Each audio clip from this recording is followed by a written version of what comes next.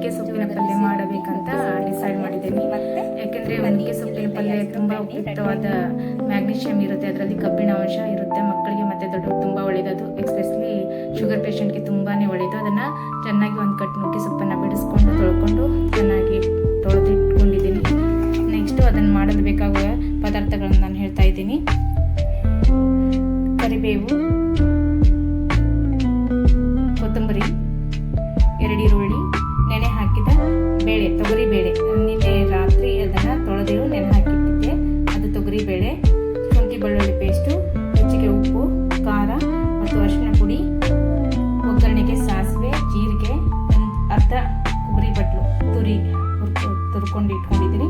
ಮತ್ತು ಅರ್ಧ ಲೆಮನ್ ಪೀಸಿಗೆ ಹಾಕ್ತಾ ಇದ್ದೀನಿ. ಅಂದರೆ ಅದು ಒಗರು ಇರುತ್ತಲ್ಲ, ಅದರಿಂದ ಮಕ್ಕಳು ತಿನ್ನೋದಿಲ್ಲ.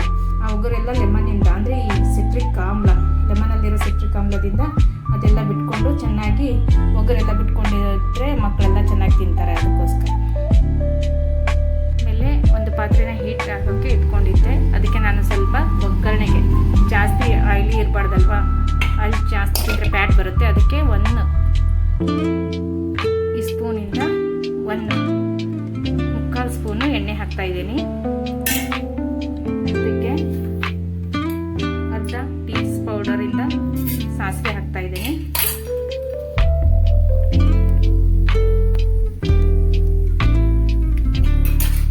ನೆಕ್ಸ್ಟು 1 ಸ್ಪೂನಿಂದ 1/2 ಸ್ಪೂನು ಜೀರಿಗೆ ಹಾಕ್ತಾ ಇದ್ದೀನಿ. ಇದು ಶುಂಠಿ, ಯಾಕಂದರೆ ಇದನ್ನು ಜಜ್ಕೊಂಡಿದ್ದೀನಿ. ಮಿಕ್ಸಿ ಹಾಕಿದರೆ ಅದು ಫ್ಲೇವರ್ ಚೆನ್ನಾಗಿರೋದಿಲ್ಲ ಅಂದ್ಬಿಟ್ಟು ಜಜ್ಕೊಂಡಿದ್ದೀನಿ. ಇದನ್ನು ಬೆಳ್ಳುಳ್ಳಿ ಅಷ್ಟೇ, ಇದನ್ನು ಜಜ್ಕೊಂಡಿದ್ದೀನಿ. ನೆಕ್ಸ್ಟು ಕರಿಬೇವು ಹಾಕ್ತಾ ಇದ್ದೀನಿ. ಸ್ವಲ್ಪ ಇದು ಫ್ರೈ